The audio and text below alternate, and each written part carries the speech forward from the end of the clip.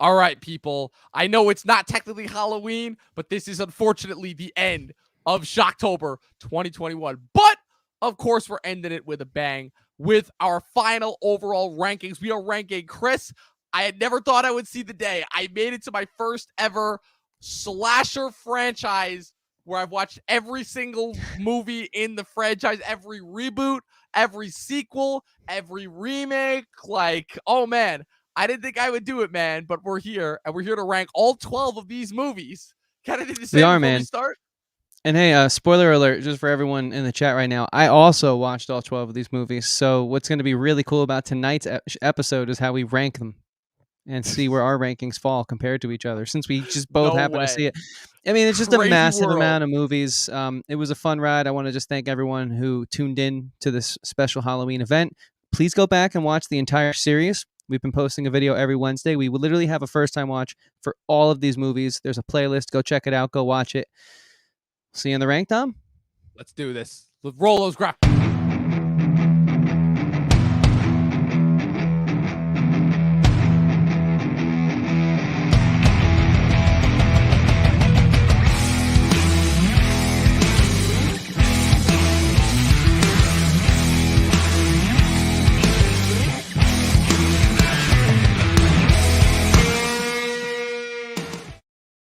Straight reckless. I love it. This brings back those nostalgia memories of old with what's called. But remember when we were first going live back in the beginning of the pandemic? Oh man, that gets me nostalgic. Man. Good times, man. Whatever happened to them? But so, you ready to get into this ranking, man? Because I am pumped. I have been waiting. I want heads to quite literally roll like they almost did in this franchise. Like I just want to make sure that the people understand. I am looking to piss everyone off with this list. You all know my thoughts on slasher movies. I've beaten the dead horse into the ground with my thoughts on slasher movies. I don't like slasher movies. With that being said, I'm ready to get this going.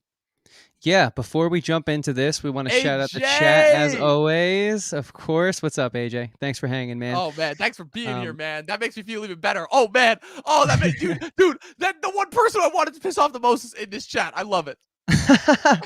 Wow. And since we know our community, feel free to, as you guys normally do, leave your rankings along in the chat with us. But with that being said, there is no time to waste. Let's get into this behemoth of an episode tonight. Yes. I'm going to start us off. 12. Yeah, I'm going to start us off, guys. For me, coming in at number 12 should be no surprise if you watched our episode this week. Halloween Kills, one of the worst movies I've ever seen in one of my beloved franchises. This movie is absolutely terrible. There was no plot. A good performance was hard to find. This is Jamie Lee Curtis confirming that she has officially acted out of a hospital bed for 1/3 of the entire Halloween franchise and is still better in that hospital bed than the rest of everything that happens in this movie. This movie, as much as I hate CinemaSins and everything it represents, it deserves an episode of that. And I'm sure they did it because they need to make content and they find anything and everything to cover. So yeah, just a god-awful installment. The only thing I'm excited for about the last one is for this to end. Just please hand it over to someone else. 2018 was so delightful compared to this, which isn't saying much. Spoiler alert. But yeah, this movie sucks, and if you guys had to watch it, I am so sorry. Dom is good at pissing me off too sometimes, AJ, but not as much as you, that's for sure. Indeed. The moments are rare, but they do happen. I find my way to get under everyone's skin. Yeah, I find it ironic too that you say that about that entry because this next entry is called Halloween Ends, and I'm hoping that it actually does end it does end the franchise, but I know that's wishful thinking. Now, my number 12 in the very it came close. It came very, very close. It was down to the wire between these two because, like I said, it's like I already have an abnormally low bar for just horror movies in general. Like I didn't care about this franchise going in, so I'd like to think I was able to say pretty much objective. I want to say this is the first franchise I've ever watched where I really didn't have that big of an emotional attachment to it in the way that I had with our last first-time watch with the Fast and Furious movies, where I am very emotionally invested in those movies, for better or for worse. But with this franchise, though, like I said, low bar already. So for these two movies to come in below the bar is saying something, to say the least. But my number 12, it was a toss-up, definitely. But unfortunately, Chris, I'll take stupid, over-the-top, senseless gore over mind-numbing, stupid teen antics any day of the week, because my number 12 is H2O, unfortunately. It came close. It came very, very close. Halloween Kills came very, very close. But I've said this before. This movie came out in 98, 20-year anniversary for Halloween. The first time Jamie Lee Curtis had been back in the franchise since Halloween 2. And I gotta say, for this movie to be Scream at its worst, which is that his Scream wasn't self-aware or wasn't winking at the camera every 3 seconds. And again, I reiterate, for me to have to wait an hour and 10 minutes into an hour and 20-minute long movie for Michael to kill anyone. Everything about this movie looks cheap and awful. The mask, it's quite possibly the worst Michael Myers mask I've seen yet. The cast, what are they doing? This is such a waste of all the talent they have. Josh Hartnett, Jodie Lynn O'Keefe, obviously Jamie Lee Curtis, Adam Arkin, the greatness of LL Cool J reading sexually expletive poetry to his girlfriend. I hated every single minute of this movie. This is probably the only installment of this entire franchise where I felt bored during. So yeah, that's why it's number 12, H2O. All right, fair enough. What's up, Tank Girl? Thanks for hanging out once again. Chris, you don't like Kung Fu Busta Rhymes? Oh, we'll get there. We'll get there. Just we'll you wait. There.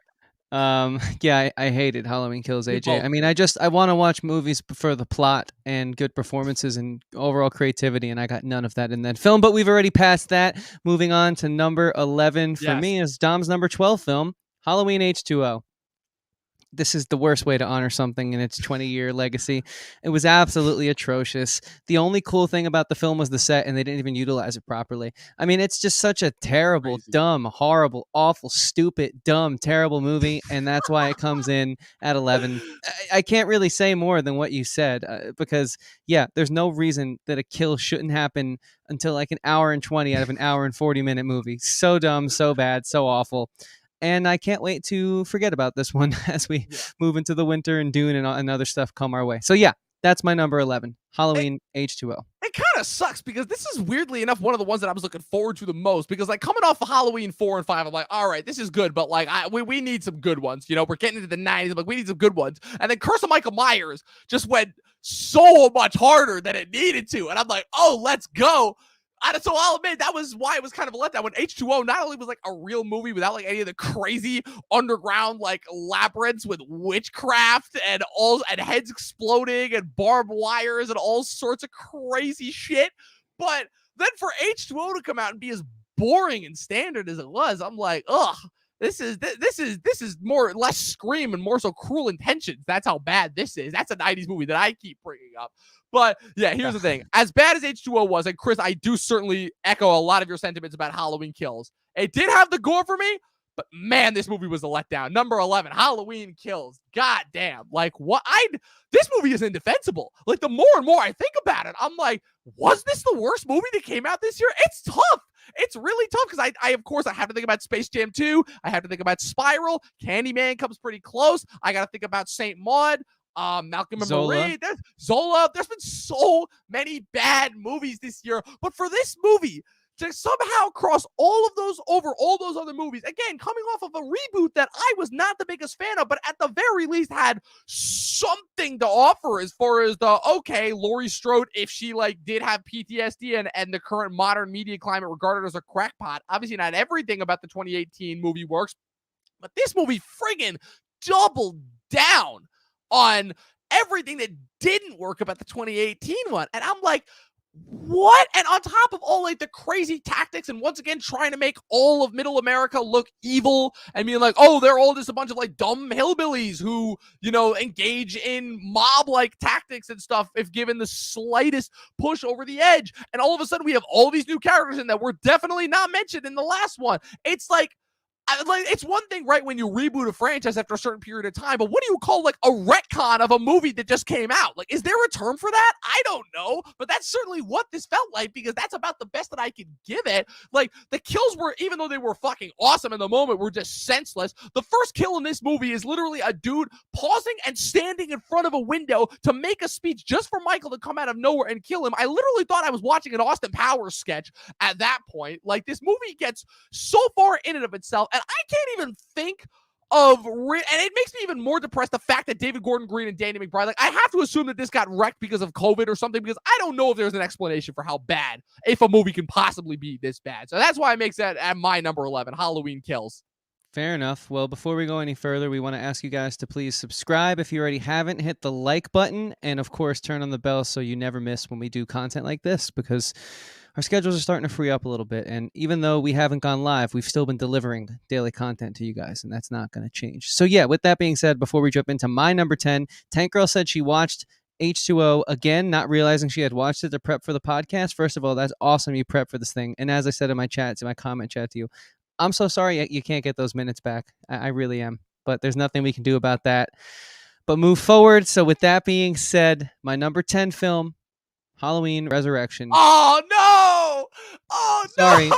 Busta Rhymes isn't enough to save this one. It's, look, the 90s Halloweens, minus one select film we'll talk about a little later, just really didn't do it for me. And it's very unfortunate. I think that this film, like I had said in our first time watch, did the best it could, the best damn job it could, recovering off of the terribleness that was H2O.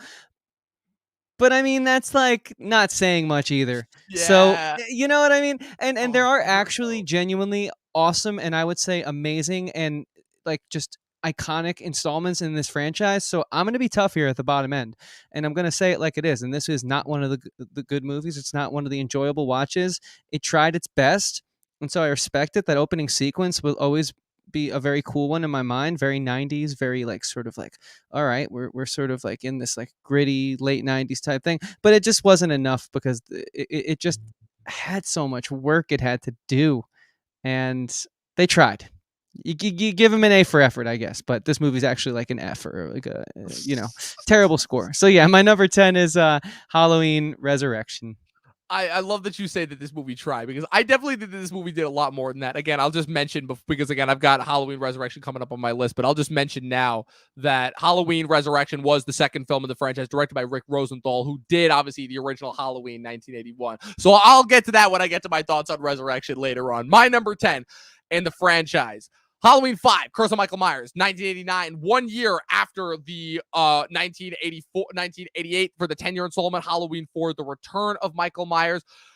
These two movies are interesting because these two movies, they still have a little bit of the 80s magic. They still have like a little bit of the Carpenter magic, even though he'd pretty much left the franchise. Mustafa Akkad was fully on producing these movies. And these two movies as like kind of the introduction to the Jamie Thorne saga. Like they kind of work better in tandem of each other. They still take things a little bit seriously before Curse of Michael Myers blows it off the rails.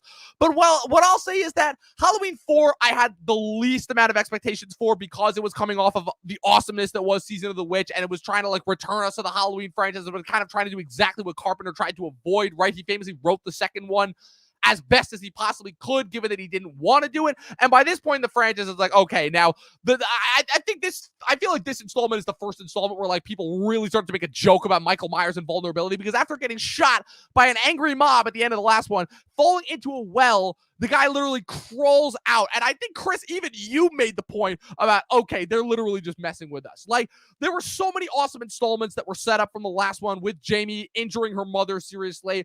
And then for the entire movie to pretty much be about Jamie's dream connection to Michael, like the antics that Michael pulls here, as far as the teenagers who he kills, the fact that he kills the best character from the last one first, and then we have to focus on her dumb friend for the entire rest of it, and all of her terrible characters. It truly is the epitome of like the generic slasher, in the sense of like it's literally just trying to have a bunch of unlikable characters in one setting and have Michael Myers kill them. The horror tropes and cliches are at its worst in this one, and ultimately it's just one of those movies that I'm like, wow, for an hour 20, I kind of can't wait for this to be over. So that's why at the end of the day, even if this does still have some of the original Halloween magic, it ultimately kind of lost me at this point, and until the later entries started to grip me. So number 10, Halloween 5, The Revenge of Michael Myers.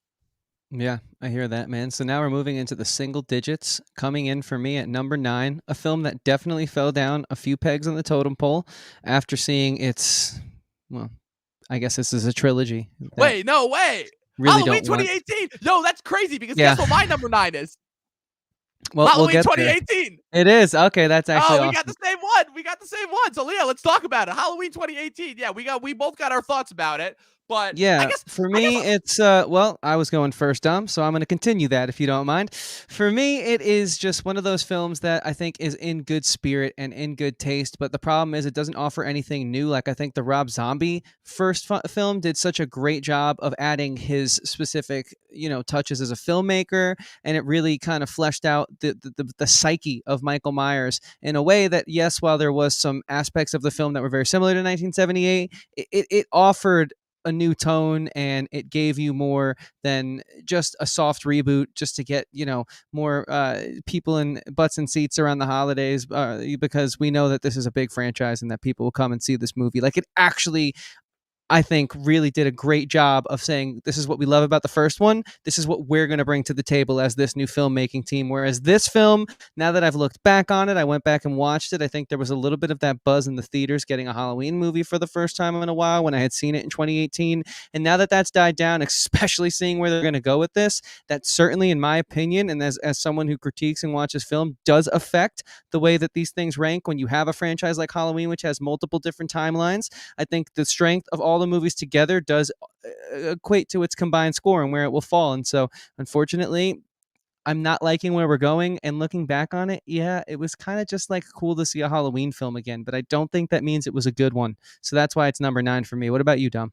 Well, first, let me just say, the more and more that I hear you talk about the 2018 one, it is crazy to me how much I get deja vu to me watching The Force Awakens. It's fucking insane because I literally have like the same reaction. Although I will say I still definitely am a lot more warm towards The Force Awakens, but that mostly comes from the fact that it was the first Star Wars movie that I ever saw in theaters. So that definitely comes in a lot, even though I still do really, really enjoy that movie. But like, it's deja friggin' vu as far as that goes, where I guess I should pivot into kind of my reaction to it. My reaction to it was I was only, famously back in 2018, I had only seen one Halloween movie before this one, and that was the 1978 one, and I watched it for a class. I had no desire to get into this franchise. Obviously, again, my thoughts on slashers have not changed, albeit the fact that I've watched this entire franchise now, but I had no desire to watch it. I had no desire to like be anything about it. I think the only thing that had me even I was aware of the Halloween franchise, but before I'd watched the Carpenter one, but the only thing that had me even mildly interested in watching this movie was the Danny McBride and David Gordon Green, and they were involved. And I'm like, okay, they're gonna at least do something interesting because those two guys are both way too talented to just be like a generic studio hiring. Also, the idea of those two, after the incredible work that they did with movies like Pineapple Express and shows like Vice Principals, and obviously, most recently on the Righteous Gemstones that came out, I'm like, okay, the fact that they're gonna do something horror related, let's go. And then I watched the original Carpenter movie, and I'm like, okay, this isn't my favorite 70s movie, but it still had the benefit of coming out in the 70s, the greatest decade for film ever. And even though I don't like what came after it, it was still a really solid, really well-made movie. And also, I'm shocked that it's an hour and a half because I feel like in the 70s, you only ever released movies that they were between an hour 40 and 3 hours long. But you never released a 2-hour movie in the 70s, and you certainly never released below an hour 40 in the 70s. But this was that. At least the original was that. And then transitioning into the 2018 one, I'm like, okay, so the Laurie Strode stuff, that's kind of interesting, but you have the awful opening with the two dumb journalists, which just killed me because I'm like, I don't think there's anything worse that I hate is that when people make like generic, like terrible sounding journalists, just in general. I'm like, we have enough of that to deal with in real life. Then you have the 3-year-old sounding dialogue, which I'm like, okay, why is this another one of those movies where all the teenagers sound fake, but the kids like are actually surprisingly really well written? I'm like, that was confusing. It just made me seem like, okay, they just had all the people that they like actually cared about and wanted to focus on improv their own lines. It's like all the bit part players, okay, the kid that his dad was driving into ballet practice, that when they stumbled upon Michael's pullover bus, and then the black kid that her friend was babysitting, who ended up being the single best character in the entire movie and was basically reciting all the horror tropes one off the other after his head. It just made me feel like, even though, again, that movie was a lot better than its sequel and follow-up, Halloween Kills, that these two, like, their priorities were in the wrong place, where they were paying so much lip service to the original because of how much they loved it, that they kind of missed out on all the areas, and it almost feels like all those extra little goodies felt like they were, like, accidents, And it just kind of made the rest of the movie feel very generic, very plotting. We're hitting all the beats. It had one moment where it surprised me with the doctor twist, as far as, okay, this is kind of their own unique spin on the Loomis thing, where what if Loomis kind of like was so obsessed, they're almost like playing off the idea of how obsessed Loomis was with Michael throughout the course of the series, that now they're doing this as, okay, there's a twist on that where he actually, like, this guy is evil, but it only serves as a plot thing in order to literally move the characters from one spot to another. And in addition to, really, in my opinion, even though it is the bet that she had been in this franchise in over 40 years, still kind of underutilizing Jamie Lee Curtis. Horrific casting for the most part, all around. Judy Greer, like I said, in any movie, is just Hollywood kryptonite. The only other, for me, notable actor that was worth paying attention to in that movie was Will Patton, and they even did him dirty. Like, it just ultimately, even though Halloween Kills was more of an obvious disappointment, this one was just one where I'm like, I watched it in the moment, and I'm like, this was just such a letdown. Like, it was just so much less than what I was expecting. And I guess in a sense, that's probably why I was less disappointed in Halloween Kills than a lot of other people were, because I'm like, oh, okay, it's like there's more happening here than in the original, I guess. But yeah, that's why I'm not the biggest fan of the 2018 one still. It famously did make my top 10 worst of 2018. And yeah, it makes its spot here at number 9. Yeah, fair enough. What's going on, Eric? Thank you for hanging out in the chat tonight. Dude. So with that being said, before we jump to number 8, we have some rankings in the chat, which I think we can take a little time to read. Stranger Boy said at number 12, he's got Halloween 5. 11, he's got Rob Zombie's Halloween 2. At number 10, he's got Halloween Resurrection. And number 9, he's got Halloween Kills. And our good friend AJ, friend of the show, guest of the show many times, has 12, Resurrection, 11, Curse, 6, 10, Curse 6, and then 10, Revenge 5. And Rob Zombie's first at 9. AJ, I disagree with you on some of those, but that's all right. I respect your opinion. So with that being said, guys, please subscribe, hit the like button, hit the bell to never miss when we go live or post a video, and we will jump into our number 8 movies here on our countdown as we're starting around the corner. So now we're kind of getting to the movies that, like, some are better than others, but for the most part, I enjoyed them and I enjoyed my time with them. So I agree with that. Not saying that this is like better than it's not. I'm not saying that this is going to be as good as the ones that come after it, but we're starting to get to the ones that were like actually good outside of it just being a fun theater experience or a night out with my friends or just like having there be a memory that justifies why I like the film, right? So for me, number 8 is Halloween 5 Revenge, as it's so slangly named. I think it tried. It gets so silly in this space after a while, but I honestly do like the original timeline the most. Silly in the opening scene. Yeah. I do like the original timeline the most, I'll be honest with you, because I like how it brings in these weird, wacky, supernatural elements and these occultic elements in regards to Michael and all that. So like, I can't fault it for that because I'm like kind of into that type of stuff. It's like my cup of tea when it comes to horror. And it's really interesting to see how we go from like 1978 to 1989 and like just like the way that it develops and just keeps morphing and changing. So like it has the thread to the original timeline, which really keeps it going for me. But I also think like some of the stuff they did with Michael's niece and having them be connected was really cool. And while I think it got messy and crazy here at the end, it certainly was better than some of the previous installments. And overall, it's, like I said earlier, attached to the section of films that I had the most fun with and that I have like the most attachment to. And I think when you have these type of series or franchises rather that just go on and so many different people take their, throw their ring in the hat as in regards to like starting it up, I do think the quality of a section of it as a whole impacts all the films in it. So yeah, for me, Halloween 5 is my number 8 film. Yes. All right. My number 8 film. So I tend to agree with you in the sense of this is where, for the most part, even if my kind of overall enjoyment varies on each one, I, for the most part, enjoyed all of these next 4 movies. I would say before we get into the top 4, which I would say are definitely my upper echelon, is like these are the absolute goats within this franchise. My number 4 would be Halloween 4. Return of Michael Myers, the first of the first anniversary that we got. This is obviously the 10 years since the original Halloween, and this was coming off of the box office flop that was Season of the Witch. They figured, okay, and probably people have so come to associate Michael Myers with this franchise that we should probably, make another Halloween movie with Michael Myers. Carpenter was long gone for the franchise at this point, and this is definitely where they started to get weird. In addition to the return of Michael, we got the return of Loomis, but this is still, for the most part, a pretty well-made movie. I did like a lot of moments of this. I liked some of the kills.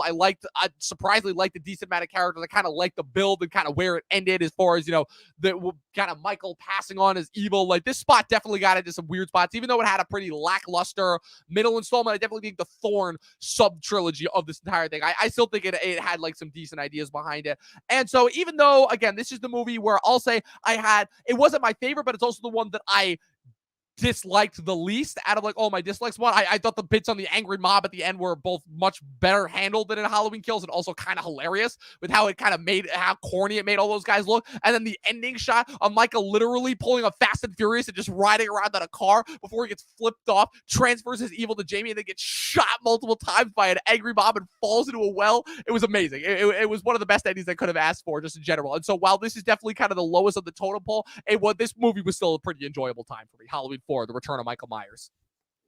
Yeah, I hear you on that. I think I liked it a little more than you because for me, at number 7 is Oh Halloween wow. 4, The Return of Michael Myers. Again, very interchangeable, really. 5 and 4 in the rankings. They're just fun tail end installments, and it's insane to see how we go from 78 to 89 88, the way we 88, do. yeah.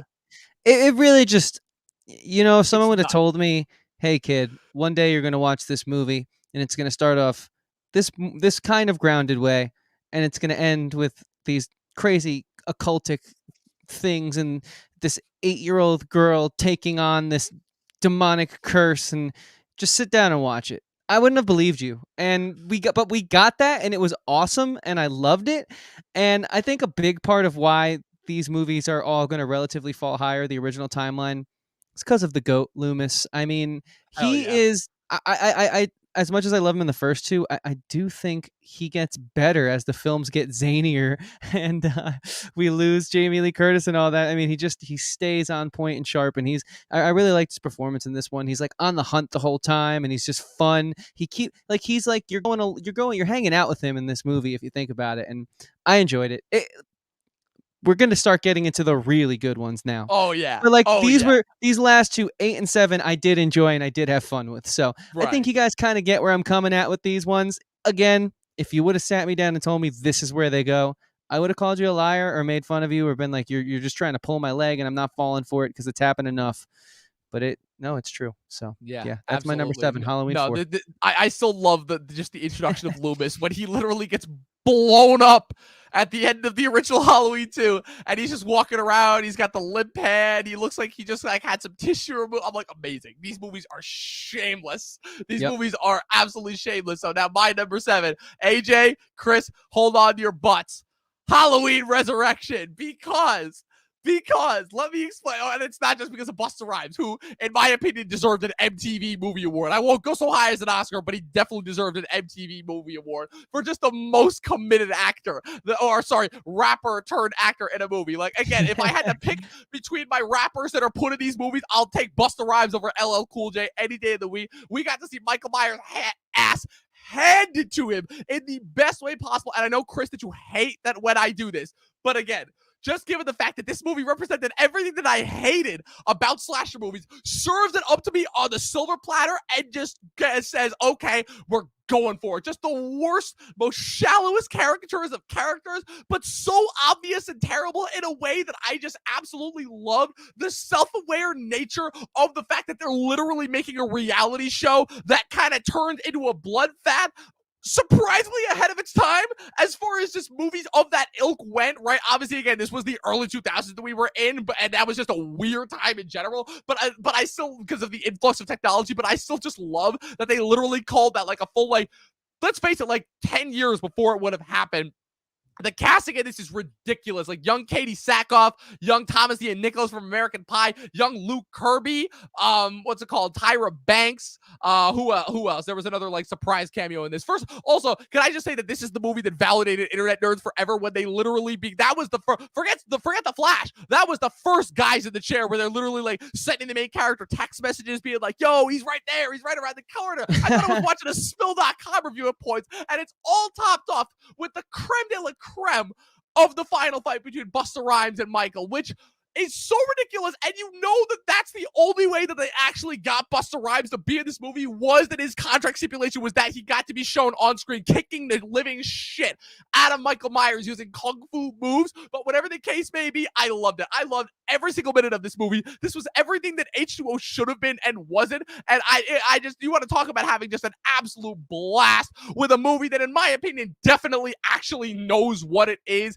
It just took all the punch out of Michael Myers, which I was so happy about because I'm so sick to death of him just being this invulnerable moving mass. And this kind of brings him down a level, makes him a little bit more of a joke. And I kind of dug that. So yeah, sure, it's in an ironic, trollish way, but that's why Halloween Resurrection is dead center of this list at number 7. Fair enough. So now we're getting into the sect of films that I all think are pretty great films in their own right, in their own regards. So I'm just going to jump into it. Number 6 for me is Rob Zombie's Halloween 2. I thought it was a really nice way to end his 2-film run.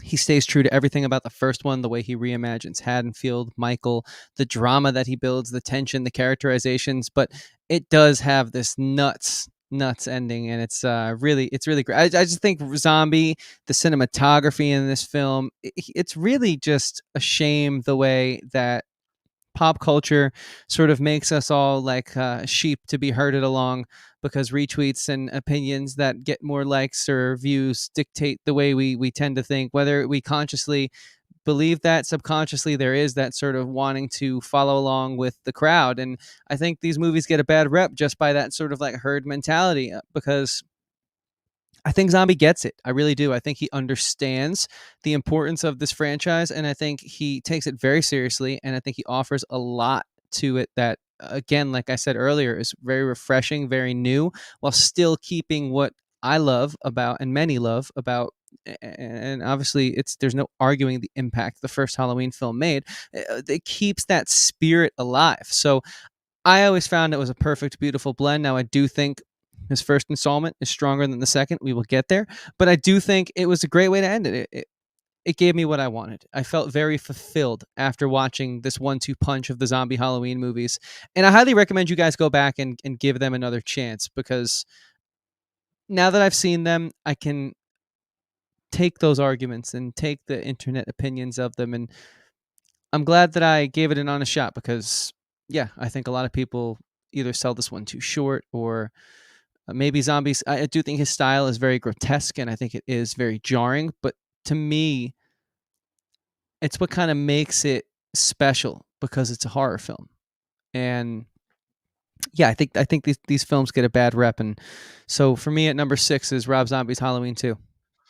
I couldn't agree more with everything that you just said. Like, Zombies movies were something that I had no expectation for going in. Again, I'm like, okay, so if the previous ones were just the dumb, cheap looking 90s slashers, then these ones are going to just be like slightly more expensive, gonzo, gore fest. Absolutely. Yes. Zombie made Halloween frightening again. I could not agree more. Yeah. The zombie movies for me kind of brought a lot of like the frights and like kind of the sickening feelings that I just didn't get from any of the previous Halloween movies. And Rob Zombie's Halloween 2 was one that I was pleasantly surprised at where it was able to take the first one in a new direction. Which is exactly why, and I'm sorry to do that whole build-up, but there was a reason for it. I have the original 1981 Halloween 2 at number 6, because for this explicit, precise reasoning, Rob Zombie's Halloween 2, I truly believe could function as its own movie without the first movie. You would not need to see the first movie. And I also think that it does a pretty good job of standing on its own. Halloween 2, the original, if you do not take it as if you just take it as its own movie and do not take it as the part 2 of the follow-up to the original Halloween, in my opinion, it doesn't work very well. It actually kind of sinks, even though it's only 2 years after, and it's kind of before a lot of the horror tropes sink in, right? This is 1 year, although after the original Friday the 13th, which famously came out in the interim between these two movies. Famously, Carpenter only came back to wrote this one, and he kind of almost did write it as a joke, where he literally makes it that Michael Meyers is somehow evading the cops like it's No Man's Game, even though there's literally a manhunt out for him, and this movie is still pretty serious, right? The majority, the characters at the hospital in this are so beyond dumb, right? It kind of kills me, because again, this is really before the time period of horror tropes and cliches, and these characters, it just feels so disingenuous and so not as kind of original as the first one. It definitely feels like kind of the definition of a hashed out sequel, but because it's released in 1981, it's light years better than a majority of the sequels that are made today. Like, you can still tell that like the craft is still there, kind of a lot of the magic of the original Halloween is still there. Like, the kills are still for the most part pretty effective, but because to me you don't have kind of the oomph factor, and because to me that at best this only works as the continuation of part 1 if you watch part 1 and 2 and 1 in close setting. But watching this movie in and of itself, that to me is what drags it down and only places it at number 6. It is still one of the better ones in the franchise, most definitely, but that's why ultimately I couldn't justify and put it above my top 5. Fair enough. So we're going to jump to Stranger Boy, who's contributed a few more rankings since. At number 8 for him, H2O. All right. Number 7, he has Halloween 2. And at number 6, he's got Rob Zombie's Halloween. Interesting. We're all so different here in the chat. I love it, guys. Yes. With that being said, keep commenting your list. We'll read them out. If you guys stick with us, we'll stick with you. And so I'm going to keep things moving.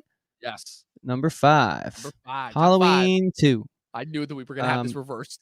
This movie has fallen quite a bit because it was for a long time in this ranking my second favorite film, and I still think it's really important. I think I like the whole you can watch them as one movie thing. It's part of my tradition this time of year. It's something that I have come to love and really like the first time seeing it, because I do think you're left with, if you really enjoy and understand and appreciate what Halloween 1978 is, you want more of it, and this movie gives it to you. I think that's okay with horror because we're kind of chasing that feeling of getting that scare again for the first time in this genre. And I think that's what makes Halloween so groundbreaking, so influential, and so just iconic. And Halloween 2 is just more of that. It feels very much so in the same spirit as the first one. And I think Michael is very compelling in this one too. I love so many of the scenes, like that weird little, we're going to go into this random hospital jacuzzi scene, and he's just a monster in that sequence, and it's great. And there's just so many cool moments, and of course the cliche of killing the hospital cop just comes from this that movie. Robbie I mean, that poor zombie guy famously continued. That poor guy. But guy. you can attribute a lot of what I'd say the genre has been built off of, not just from the first one, but from the second one, because it's spiritually so in tune with what the first one was doing. And it is, like you said, a sequel made before the year, like, I don't know, 1980 something. So it's like got heart, and it's pretty good. Halloween 2 is my number 5 film. It has fallen down quite a few pegs, but that's okay, because I still appreciate it as much as I once did. But I now, obviously, and as you do too, Dom, we have the perspective of seeing the entire franchise under our belt, and things will change when you have that. Absolutely. The only thing that I'll say to your sequels comment is I'll push the sequels year back to about, I'll say 98, because that's, I think, when Blues Brothers 2000 came out, which was just, because the thing about a lot of the sequels that came out in the 80s and 90s is that a lot of them, I feel, don't get me wrong, there are plenty of them that were just straight up awful. Like, why they need to make a second Caddyshack still, to me, is beyond me, or a second Airplane. But I do still think that there were a lot of sequels also that came out in that time period that were just underrated and misunderstood. Like this film, for example, I will say, I do definitely think that the Halloween 2, in the time that it came out, did not achieve the respect that it did, that it kind of has earned now. Same way that I feel about Beverly Hills Cop 2, which I think is probably the most underrated sequel ever made when that came out in 87. My number 5, we did another flip-flop. Exactly. My number 5 is Rob Zombie's Halloween 2. Because, again, for all the reasons that I said before and more, it continues everything that I love about his first installment. But I guess the difference here is, so his first movie, I like the original stuff that he brought to it, and the way that he kind of recontextualized Carpenter's original movie in order to really make it something of his own. I thought was really fascinating and really awesome the way that he pulled it off.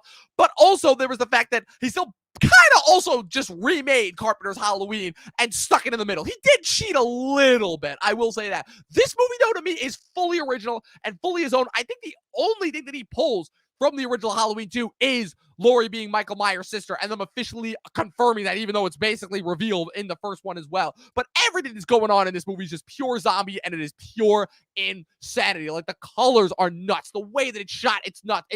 It's full-on 2000s filmmaking, just unleashed. Like, the acting, sure, there's a lot of overacting in it, but Zombie knows how to get overacting like nobody else does. The only thing that probably I think I have a serious problem with in this movie is Loomis's arc, and how they kind of just make him an asshole out of nowhere, and then they just magically have him, like, learn the error of his ways, like, off screen, and then come in to save them at the last minute. I don't really know what that was all about, but what I will say is that the opening sequence in the hospital before it's all revealed to be a dream is probably one of the best closeted, confined, like, horror sequences that I've seen, just execution of a horror sequence in a horror movie that I've ever seen. And the only other thing that I really have to add to that is just, what's up with the white horse? Like, I get it. That was, like, kind of his own version of, like, kind of where the source of Michael's evil was, as opposed to, like, the crazy witchcraft that they got into in the 80s and 90s. This one, he's like, nah, Michael's just straight up delusional. But, like, just the way that he films it, it still makes more sense. Like, the kills are awesome. The overacting is awesome. Everything about this movie is awesome. If not for the first 4, like, this is definitely, to me, one of the more enjoyable ones. And I definitely think it was very misunderstood when it came out. I still remember this being one of the most wild trailers that I ever saw in middle school, and I'm so happy that I finally actually got to see it. So it's at number 5, Rob Zombie's Halloween 2. Awesome. So for me, we're going to keep things moving, guys. Thank you all again so much for hanging out with us tonight. We have a couple more films left to rank, and I'm going to keep it going with my number 4 pick, Rob Zombie's Halloween. This movie's awesome. Like we've been saying, the zombie movies, at least from Dom and I, we will sing their praises.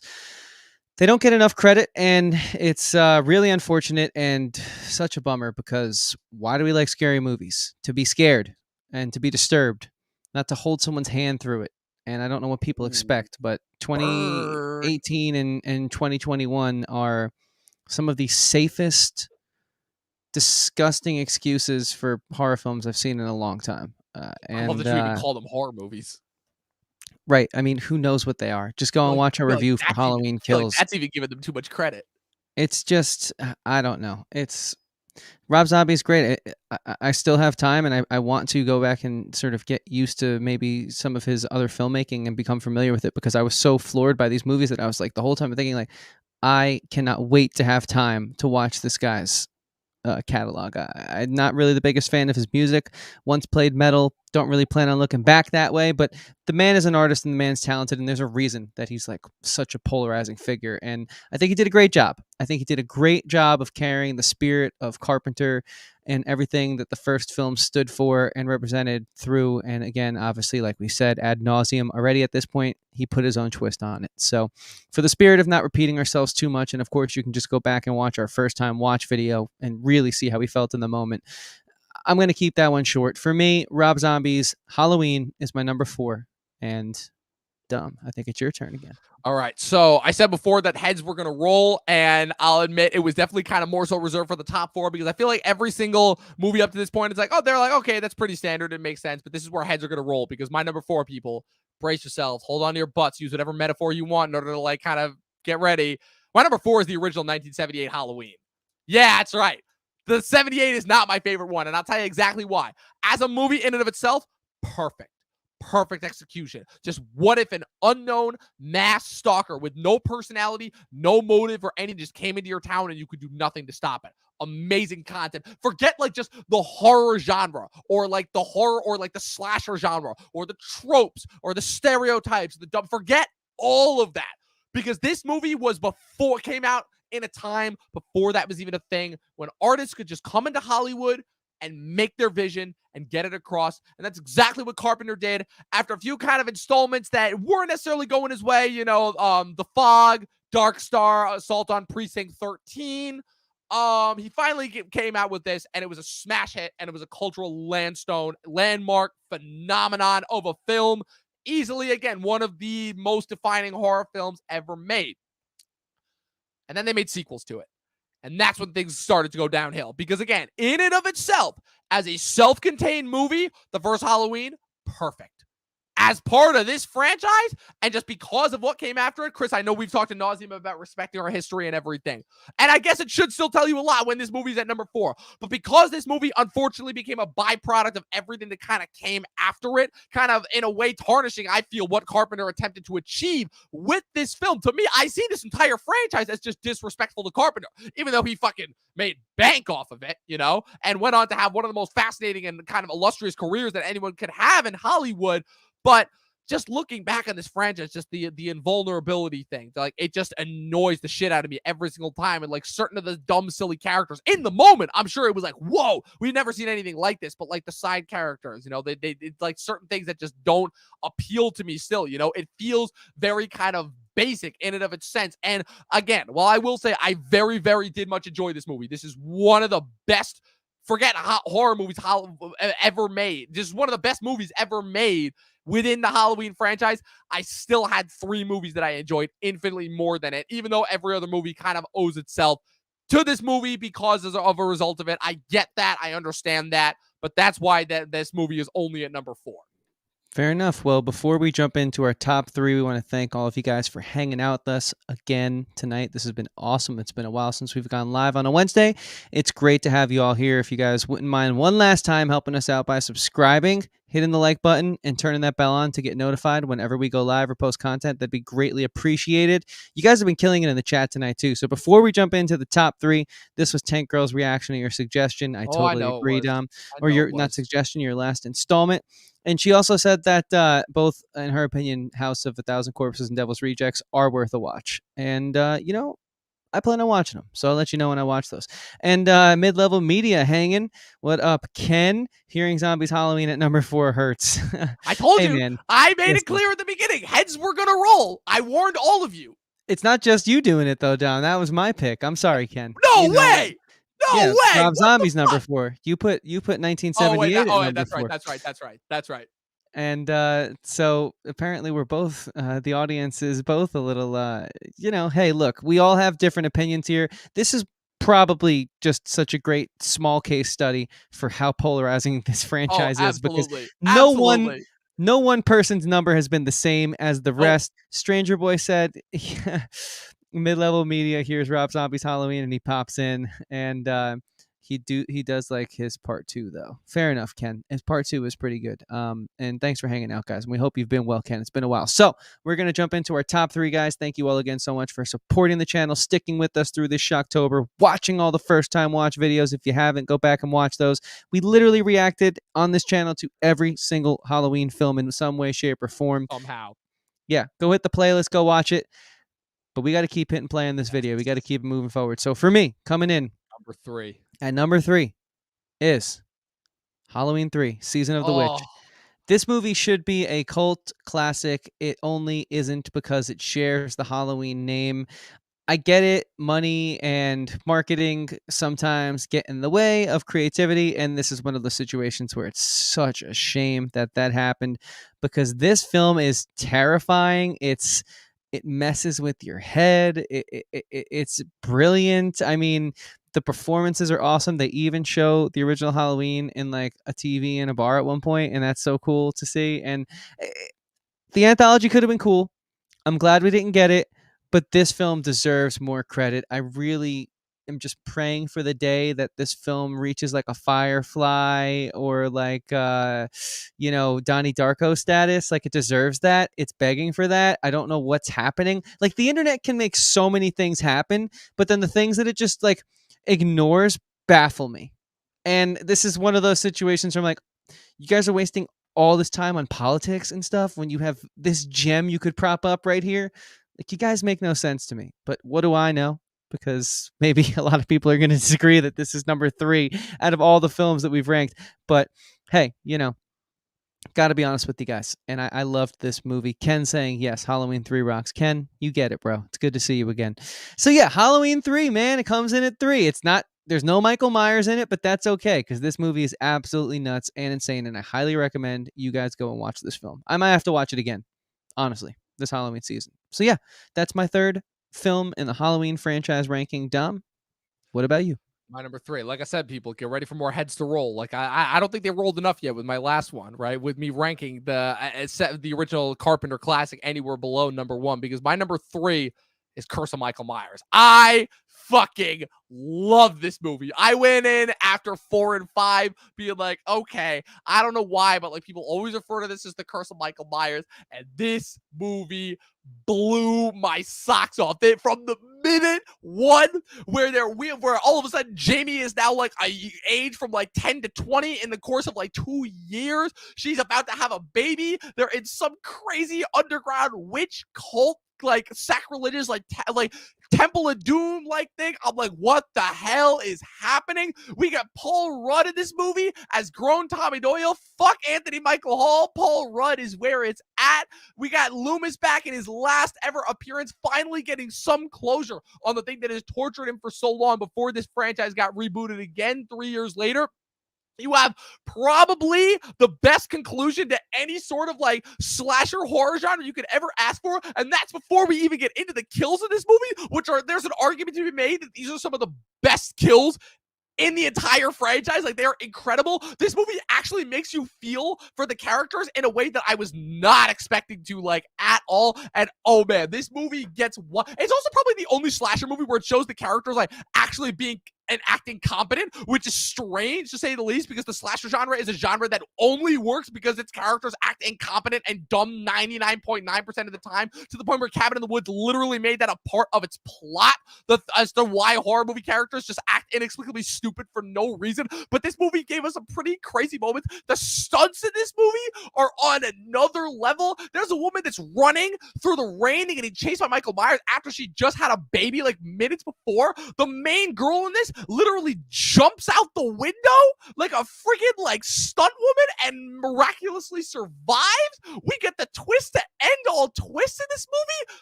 Dude, this movie is fucking wild, to say the least. It is one of the most enjoyable times I've ever had watching a slasher movie, and I cannot recommend it enough. Forget this being a Halloween movie. This is just a great time overall. That's why it's at my number 3. Yeah, I couldn't agree with you anymore. That's why I see your bet and I raise you. My number 2 film is Halloween, The Curse of Michael Myers. I think this film is absolutely awesome. Fucking ruled.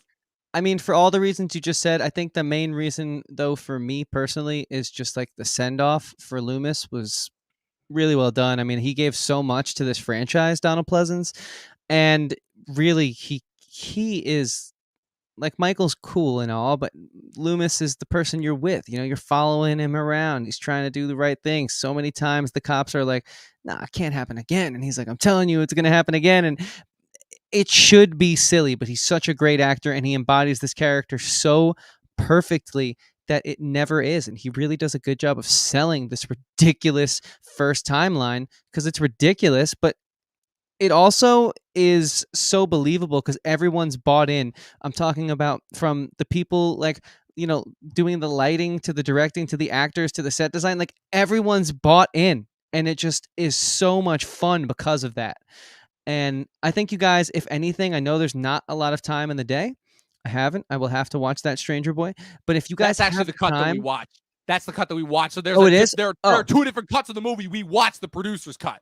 Perfect. Well, that was an amazing first time experience for me. Also, great, good to know, and I'm glad we did that, because I think that's probably why I love this movie that much. So yeah, I mean, I think, like, if you guys have time, just at least get the original timeline done, just to see how they can take this very simplistic idea in the first one and expound upon it, and it's just really cool. And yeah, this was a great send off and final hoorah, because to be honest, outside of the zombies, the rest haven't been that good in my opinion. But yeah, that's my number 2. Dom, what's your number 2? My number 2. Oh man, the controversy just keeps on coming. Because guys, get ready to roll. This is going to be the moment where I think the internet just turns on me.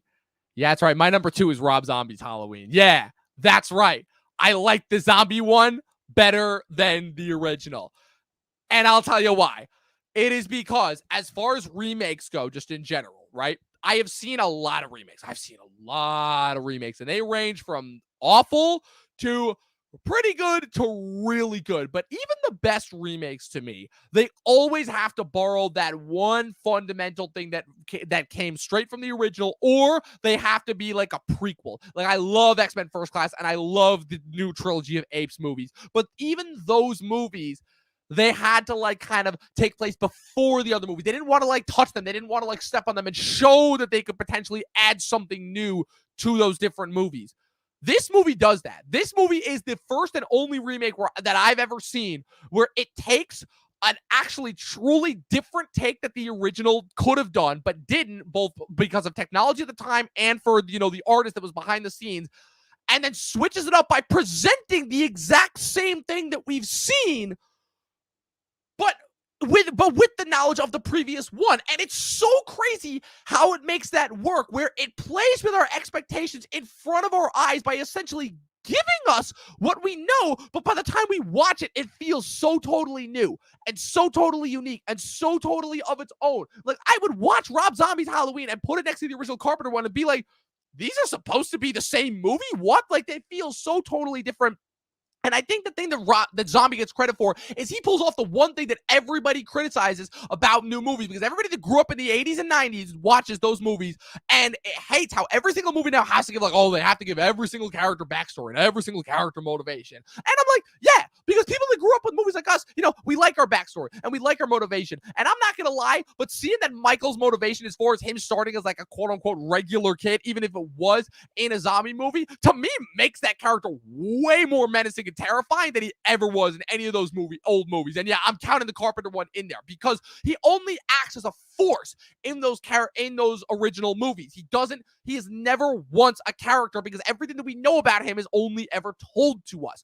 This is the first instance where we understand how scary Michael is, not because of what we're told, but because of what we're shown. And like those opening scenes and how it recontextualizes the stuff that we know about from the original that is directly remade, it to me only makes those scenes scarier. And the gore, it's not raised to like excessive levels the way that it is in the second one, so it's just enough to like be really impactful and really menacing. And like this movie truly did give me something, forget that I expect from horror movies, but from something else that like I would never expect from just movies in general. And that's why Rob Zombie's Halloween is my number 2 right here, easily.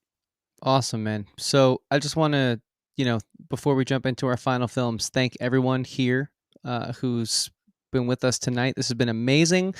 We've been posting videos 3 times a week, but we haven't been going live as often as we would have liked, and we've been super busy. But you guys come live even when we just haven't been able to do it in the old set times, and you guys bring it every time. It means a lot to us, and we do really appreciate that. We love you sharing your rankings with us, and the conversation tonight has been awesome. I love talking with Dom, but I miss when we get to hang out and talk with you guys too. We're working towards bringing more of that back. Obviously, you guys know even when we are busy, we still get content out, but there is something special about the live show, and you guys are incredible. So thank you all for being here so much, watching the whole first time series and celebrating Shocktober with us for the second year in a row. Before we jump into the last film, Stranger Boy has continued to share his rankings throughout the video, so we will honor him by reading them off here, as he is a longtime friend and supporter of the show. 4 is Halloween 6. 3 is Halloween 4. All right. 2 is Halloween 3. I'm going to read the wrong numbers at this point. And we're still awaiting his final installment as he's awaiting ours. So it's only fair. Ours. Par for the course, right? Absolutely. So a lot of great people hanging in the chat as well. Like we said, great comments all around. Appreciate you guys. And I'm going to jump right into it. My number 1 film is Halloween 1978. I think it is not the most important horror film of all time, only because it shares that title with a film from the 1950s called Psycho. And not only is it, I'd say, Halloween, while it is sharing that title of most important horror films of all time with Psycho, I think this is one of the most important films of all time, because I feel like what Psycho did in going through film school was sort of show that, hey, this weird kind of very grotesque, gruesome, sick, maniacal character can make an impact, and people enjoy it in this very conservative, more like refined time where we're more vulgar now, we're more desensitized now. Back then they weren't, so that film really pushed the boundaries. And I know you guys go back and watch it, it looks silly, it's black and white, but you got to think about it in the context of time. So I think this movie here really change the way horror would have been perceived. Like, had we not had Halloween 1978, I think horror would still be here, but I don't think it would be to the scale that it's at.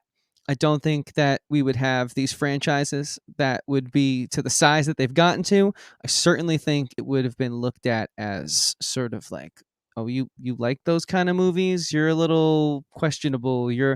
I think without this movie, the mainstream adoption wouldn't have happened. The respect and the size of the genre wouldn't have come with it. And I think we would have missed out on a lot of the great things that we love. Like, I don't think you have Saw.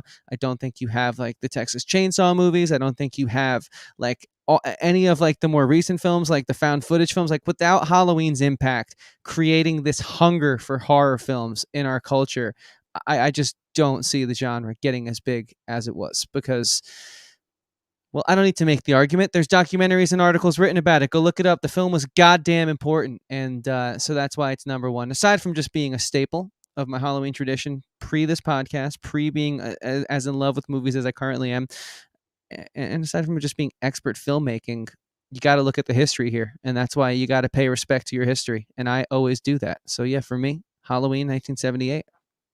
Film like no other. course.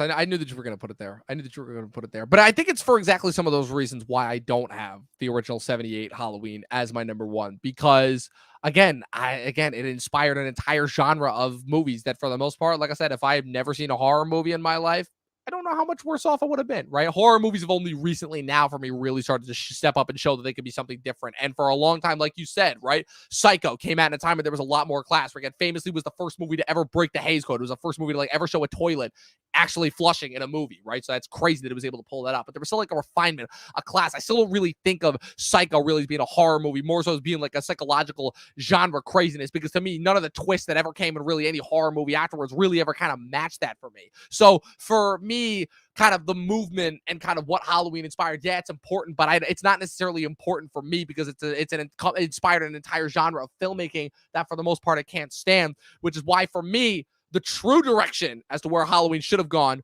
lies with my number one choice, which is, of course, Halloween Season of the Witch, released in arguably one of the greatest years for movies ever, 1982, which stands ultimately why this movie was so awesome as it was. Because, again, this movie, there's an argument to be made that it's not even a quote-unquote horror movie. It's not a slasher, first and foremost. This has got a little bit of technologically involved horror. It's got a little bit of crazy occult stuff. This has got Illuminati stuff going on. It's all centered around this crazy mystery, all centered around the opening scene of this movie is with these assassins pursuing this guy and then them finding this guy at a hospital and literally squeezing his eyeballs out. The only reference to the original Halloween is, like you said, the spot that's playing in the bar. Ultimately, it's a movie that is unlike any movie that I've ever watched before. Again, it's not quite a Halloween movie, but I think that's why it's my number one, because it's unique, because it stands above the rest, because it doesn't have to rest itself in the slasher origins. I just constantly, my brain goes to the what if possibility of what if this movie had actually been a box office success. What could have happened just for horror and filmmaking in general? Would they have gone in the anthological direction a lot earlier? Could we have seen a completely different change in horror movies? I know it didn't happen, right? So I know obviously I can only operate with what happened as a result of this movie's success / failure, but just the possibility of it in compound with just how friggin' awesome this movie is. This movie is so effective at what it accomplishes. This movie is so bone-chilling and creepy and so awesome, and the twists and turns really do come out of nowhere. There's a scene where even when I start to think this movie gets a little bit generic, it'll just pull one over and be like, whoa, and it'll blow somebody's head off, and I'll be like, what the fuck?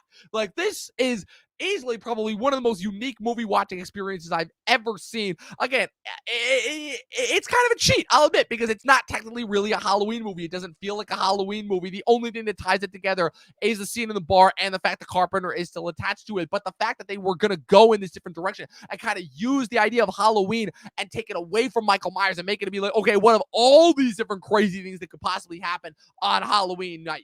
For all of those reasons and more, that is why Season of the Witch is easily my number one. It's my favorite Halloween movie. It's the best movie that I've seen in this entire franchise. Easily, it's my number one, Season of the Witch. Awesome. And there you guys have it. Our Halloween franchise ranked. I want to thank you guys again so much for hanging out tonight. This was a fun one. I hope you guys enjoy the rest of your spooky season. We really appreciate you being here with us throughout the entirety of our Halloween First Time Watch series. And we have so much more content to come.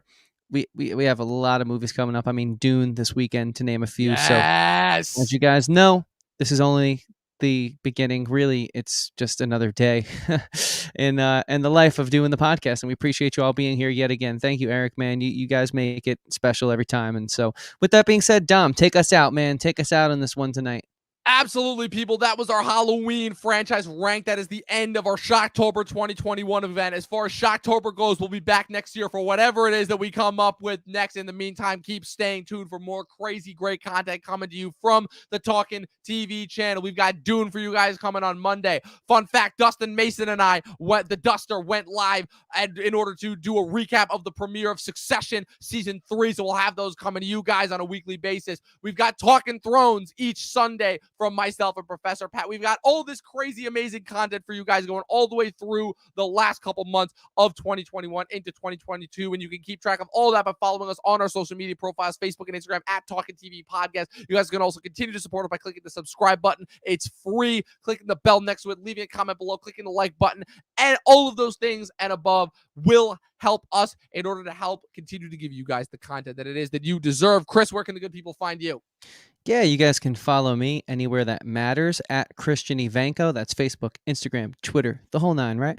I make music. You can find that through the link in my bio. I'm working on a bunch of new tunes, so you'd probably want to go follow me there right now and get posted for updates and just little progress markers because I plan on dropping some of that stuff, as well as my other podcast, Talking with Andrew and Chris, is gearing up for another season. We have a few musical interviews coming up, as that is a show about life, music, and everything in between, where we sit down with other artists and sort of pick their brain. So yeah, just some fun, light stuff going on my personal pages. And again, you can find that all through the link in my bio. I'd very much so appreciate to see you guys there. And Dom, what about you, man? Where can they find you? What do you got going on? At Movie Nerd Reviews on Facebook and Instagram, where I post maybe once or twice a month, but just in order to keep track of everything that's going on in my life and any sarcastic posts that I may have. Again, this has been a blast, guys. Even though I never wanted to watch every installment in a slasher franchise, this has been absolutely a lot of fun. We'll let you guys know when our next first time watch series, what it is and when it's coming. And as always, people, remember, 12 seasons is a short film. Watch more fucking movies and stay spooky. We'll see you guys next time.